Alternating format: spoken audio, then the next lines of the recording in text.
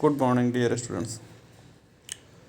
Today we discussed BSc Part 2 Thermodynamics and Statical Mechanics Unit 2. Last video में हमने entropy, enthalpy और इसको partition functions के आधार पर हमने आइडियल गैस की माध्य ऊर्जा, स्पेसिफिक हीट और इनके बारे में देखा। आज हम बात कर रहे हैं आदर्श गैस की एंट्रोपी के। सपोज मान के चले आदर्श गैस के अंदर n मोल है, तब उसकी अवस्था समीकरण P V is equal to N R T.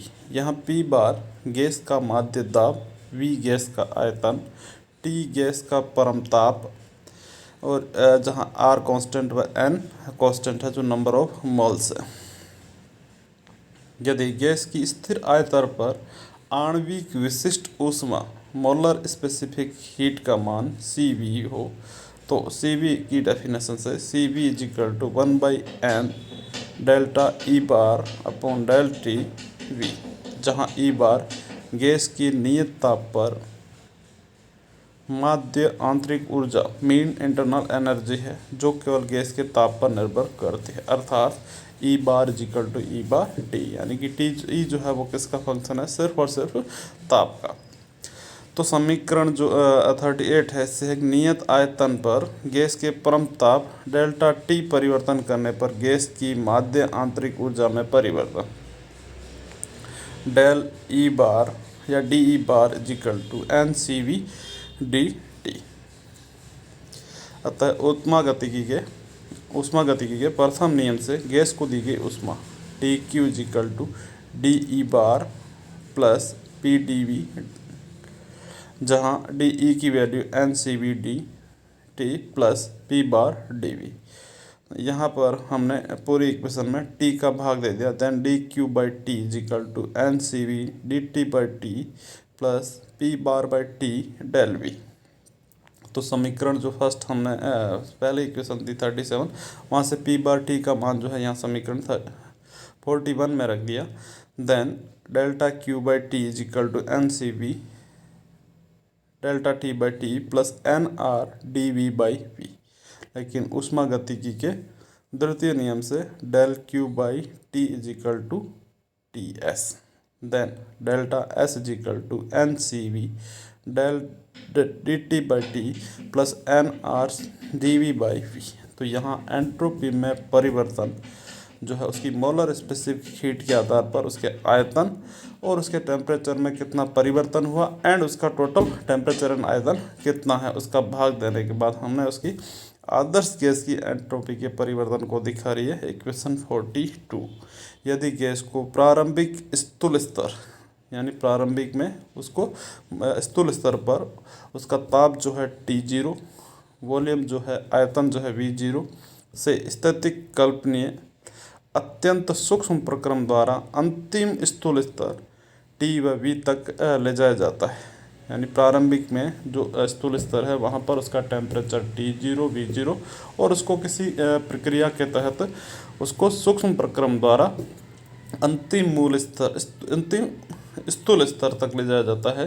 तो एंट्रोपी में या निकाय की एंट्रोपी में परिवर्तन S माइनस एस टी, यानी डेल एस जो है वहाँ पर T0 पर उसकी एंट्रोपी S नोट थी एंड जो अंतिम स्थिति यानी प्रारंभिक स्थिति में प्रारंभिक स्थूल स्तर पर एंट्रोपी S0 व अंतिम स्थूल स्तर पर एंट्रोपी जो है S, देन एंट्रोपी में परिवर्तन S minus S0 is equal to integration of d S is equal to d Q by d T is equal to N T में परिवर्तन T0 से T C V D T by T plus V में परिवर्तन V0 से V R d V by V इंटीग्रेशन किया, then N C V log T by T0 plus N R log V by V0, then N C V log T plus जो log का हमने formula put किया, then log A by बी log A minus log B, then N C V log T minus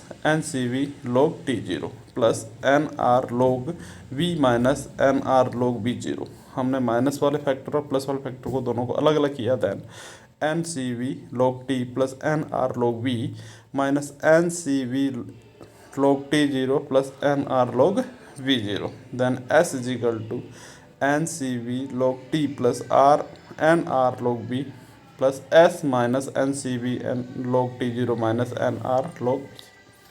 तो प्रारंभिक अवस्था में निकाय के मानक स्थूल अवस्था में लेने पर अर्थात S इज इक्वल टू, यानी स्थूल अवस्था मीन्स मानक जो हमने मान के चले हैं प्रारंभ के अंदर वो सारी चीज़ें कांस्टेंट है।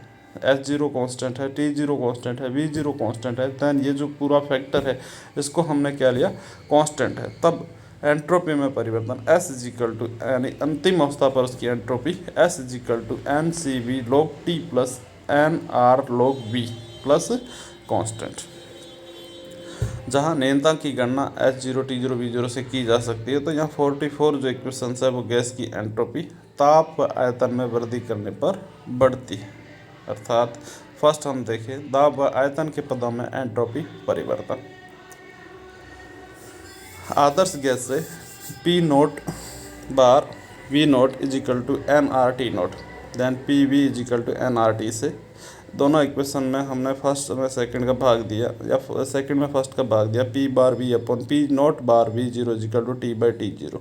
देन समीकरण 43 से S minus S naught is equal to NCV log P V bar, जहाँ T बाई T0 की वैल्यू रख दी, P bar V upon P naught bar V0 R ln V minus V0। Then NCV log P bar by P0 bar plus NCV plus R log V by V0, जहाँ S minus S dot is equal to N C V log P bar by P naught bar plus C P, जहाँ C P is equal to क्या हो गया R plus ji we, जहाँ जो है नियत दाब पर किसी निकाय की मोलर विशिष्ट ऊष्मा है, जहाँ सी पी नियत दाब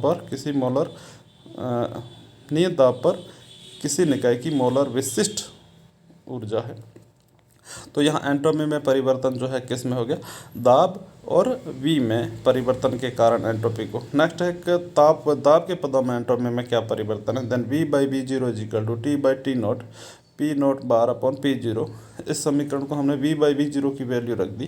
then NCV R log T by T0, यहाँ CV plus R is equal to CP के इक्विवेलेंट, जहाँ R कॉन्स्टेंट है जहाँ, तो then T by T0 minus R N log P bar by P0। Then S minus S naught is equal to N CP log T by T0 minus R log P bar by P0। यहाँ हम जो total factor देख रहे हैं वो है क्या actual में, तो आदर्श गैस की एंट्रोपी में परिवर्तन कितना है उसको हमने फाइंड आउट किया।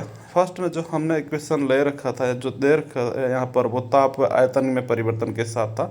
अब अगर हम अलग अलग फैक्टर परिवर्तन करें तब उनके पदों में क्या होगा, तो इक्वेशन 44 को यूज करते हुए हम अलग अलग जो है दाब में या आयतन में परिवर्तन हो तो एंट्रोपी में कितना होगा, नेक्स्ट ताप व दाब में परिवर्तन हो तो एंट्रोपी में कितना परिवर्तन होगा, जो हमने 46 इक्वेशन से शो कर रखा है। नेक्स्ट है समतापी प्रक्रम हो, अर्थात ताप में कोई चेंजेज नहीं हो, यानी ताप हमेशा उसका कांस्टेंट है, अर्थात T is equal to T0।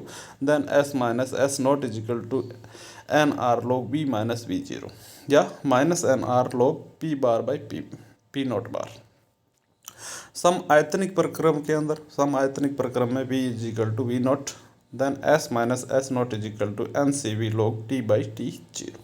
समदाबी प्रक्रम के अंदर P bar is equal to P naught bar, then S minus S naught is equal to NCP log V by V0 is equal to NCP in T by T0। तो यहाँ जो परिवर्तन दे रखा first में हमें यहाँ पर 5 एग्जाम्पल लेकर के देखा कि फर्स्ट है वो दाब आयतन के पदों में देखे तब एंट्रोपी में परिवर्तन कितना होगा, अर्थात यहाँ अगर हम इनिशियल फाइनल जो है ताप में परिवर्तन क्या हो P bar by P note, अगर P जो है अंतिम अवस्था में ज़्यादा अर्थात P बढ़ने के साथ एंट्रोपी में परिवर्तन बढ़ता है। दूसरा आयतन में देखें तो आयतन में परिवर्तन यानी आयतन में वृद्धि होती है उसके साथ साथ एंट्रोपी में वृद्धि होगी। थर्ड देखिए ताप व दाब के साथ तब भी यही T बाई T नोट यानी कि ताप में परिवर्तन होगा तो एंट्रोपी बढ़ेगी, यानी आयतन बढ़ने से दाब बढ़ने से और ताप बढ़ने से एंट्रोपी भी बढ़ेगी। नेक्स्ट एक समतापी प्रक्रम हो, समतापी प्रक्रम होने के बाद एंट्रोपी डिपेंडेंट रहेगी केवल एक फैक्टर के ऊपर, अगर वॉल्यूम है तो वॉल्यूम चेंजेस के अंदर और दाब है तो दाब। अगर उसमें परिवर्तन देखिए हम समतापी प्रक्रम के अंदर, जहाँ समतापी मीन्स प्रारंभिक अवस्था व अंतिम अवस्था में उन दोनों का ताप में कोई चेंजेज नहीं है, ताप एक समान है, तब जो है उसमें चेंजेज V/V0। एंट्रोपी का परिवर्तन हम किसी भी एक फैक्टर से देख सकते हैं, वो या तो वॉल्यूम या दाब। हम वॉल्यूम में कितना परिवर्तन हुआ है एंट्रोपी फाइंड आउट कर सकते हैं, या हम दाब में कितना परिवर्तन हुआ है उससे एंट्रोपी फाइंड आउट कर सकते हैं। जबकि इससे पहले जो था उसमें क्या था, अगर ऐसा प्रक्रम नहीं है तो दाब, दो फैक्टर चाहिए थे हमें, या तो ताप या दाब, या ताप या वॉल्यूम, या वॉल्यूम या दाब। लेकिन एक समतापी प्रक्रम के अंदर किसी भी एक फैक्टर के आधार पर आप इसी प्रकार से सम आयतनिक प्रक्रम के अंदर, उस प्रक्रम में भी यही होगा T0 T0, यानी आपके पास एक फैक्टर है, या हम एक फैक्टर यानी ताप में परिवर्तन अगर हमें ज्ञात है तो हम एंट्रोपी में परिवर्तन ज्ञात कर सकते हैं, या फिर हमें दाब में जो परिवर्तन ज्ञात है तो हम एंट्रोपी में परिवर्तन ज्ञात कर सकते हैं। इसी प्रकार से समदाबी, तो समतापी, समायतनिक व समदाबी प्रक्रम के अंदर किसी भी एक फैक्टर के चेंजेस से हम एंट्रोपी परिवर्तन को दर्शा सकते हैं। Thank you. नेक्स्ट हम अगले वीडियो के अंदर डिस्कस करेंगे।